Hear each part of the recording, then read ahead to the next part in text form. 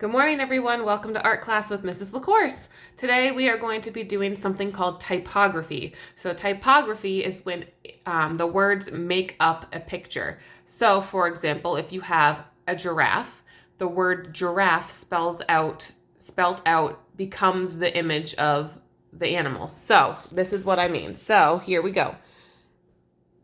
See how it says Giraffe. And it looks like a giraffe, right? I also have one that's elephant. Elepphant. Now they don't have to all flow in one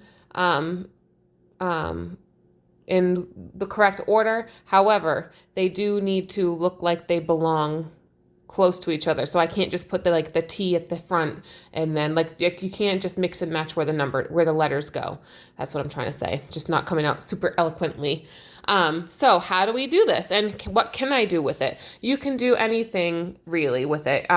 You can do food, you can do animals, you can research it on Google or Pinterest and Typography, typography, and see what other people have come up with so you can get your own ideas. So here is how I did, sorry, I'm trying to get you on my stand here. Here is how I did the elephant. So I started with, I don't know if you can see, here we go. I started with the basic shape, very lightly drawn, of the animal that I would like to work on. Then I'm going to use a pencil first, and I'm going to create my letters. So if I'm looking at this right here, this kind of looks like an E, a lowercase e. You can mix uppercase and lowercase. It's totally fine. So I'm going to use as much of the shape of the head as I can. So now you can see I've got my E. It also looks like I have an I there, so I thought about where that placement was going to be. You can change the layout of the E. So this one, you can see I did the I of the E a little bit differently versus that is a little more cartoon looking.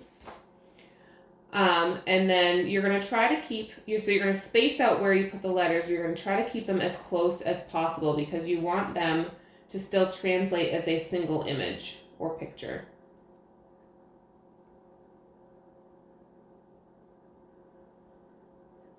So then there's my L.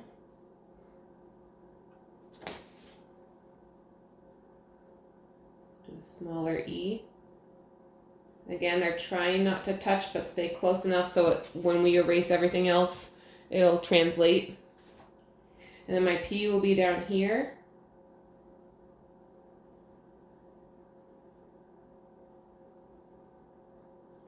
My H will have a shortened side and a longer side. It's totally fine.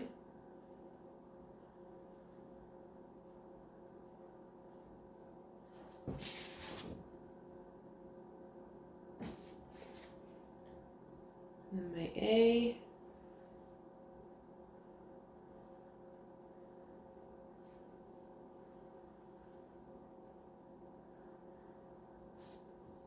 N.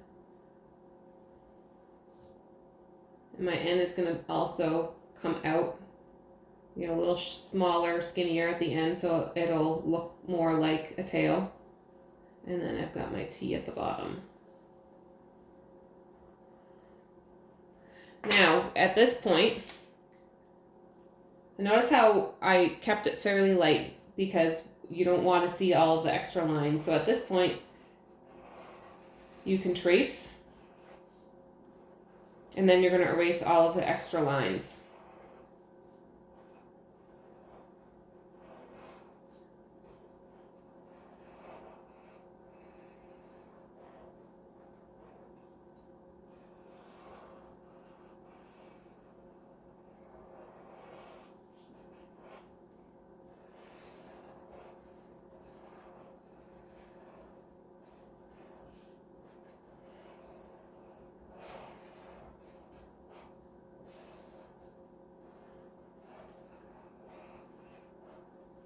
So you can see that I just outlined it all.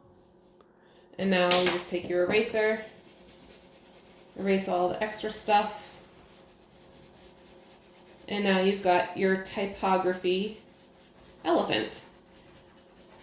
And again, you do not have to do what I just did. You find an image that you or a picture that you want to do something off of, and you go for it. So if you want to do SpongeBob SquarePants, I don't know why I always talk about SpongeBob because I really don't like him. You can draw him out and then write SpongeBob SquarePants and make up his body using the words. I'm not going to go and do the giraffe because you've already seen what the giraffe is. However, what I do want you to think about is when you color it, you're going to use color schemes and textures and detail patterns just like you would see on the actual animal if you're doing an animal. So my other one that I have ready to go, and I haven't finished this or haven't done this one out yet, but I drew out a burger. So what I'm going to end up doing now is building my burger. If you don't know how to do a bubble letter, see I just started the regular writing the letter B. All you have to do is trace around it. So there's my B. So now I'm going to do my U. So I'm going to start with a really wide U. Make sure you're using the space all the way. And then you just have to come back around like that. Okay, so you don't have to know how to just write out the bubble letters as they are. Sorry, I'm writing the letter R. You can write them in single letters and then go from there. So again, if I were to do the letter R and then I make it a bubble letter, all I do is come around and fill that space and then make a bubble in the middle, and then you can erase any extra stuff. Or if you want to do it this way, you can do it like that. You can see my U, I think. Yep. And then come around and go around the entire letter like that. So you have the letter in the middle, and then you erase the center. Like that. Okay. So again, you want to make sure that you are keeping this super tight.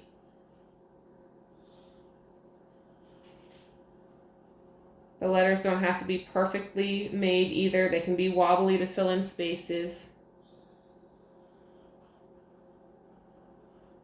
They can be blocky.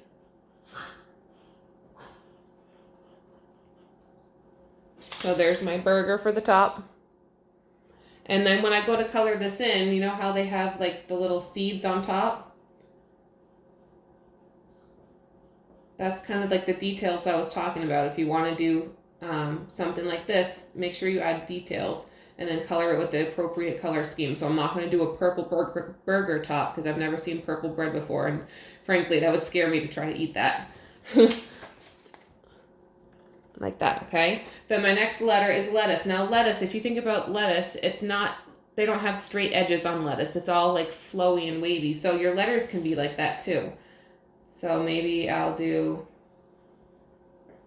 something like this.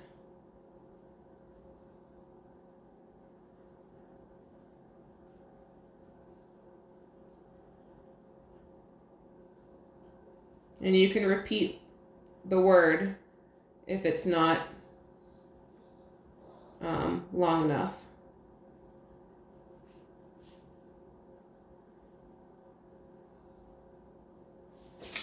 So see how it's a little more wavy? So I'll do it one more time just because I didn't have enough room.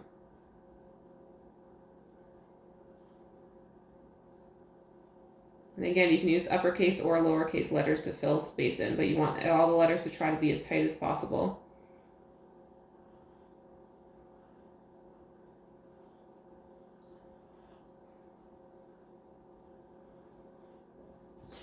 I have my lettuce going twice. And then I've got a tomato over here. So I'm going to write tomato. And then I'm going to color these in appropriately. So my lettuce is not going to be blue. It's going to be obviously green.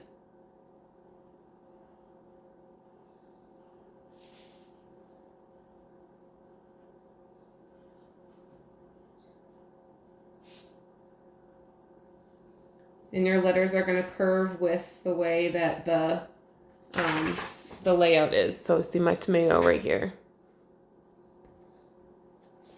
And then I'm not going to keep going with this with you guys. You guys get the point. So like here could be, this would be an onion. This would be melted cheese. This would be another tomato. This would be ketchup. This would be the burger itself. This would be the bun. This, I guess, probably should have been bread or bun, but I didn't think about that because it is a burger. So maybe this would be meat instead. So I'll write meat a bunch of times. So hopefully you guys are understanding, you're picking up what I'm putting down. I hope you enjoy this lesson. I found this really, really fun to do, very interesting, and I really enjoyed the coloring process of it afterwards because it's extra creative. Anyway, so enjoy, have fun with it. If you need to look it up first before you do it because it makes you more comfortable to see something first, great. And again, remember you need to draw out what you're doing first. So we're not just going to here. We're starting with the picture, just a really light outline, nothing too crazy detailed. And then we're making it into something like this. All right? So have fun, take care, be well, miss you guys, bye.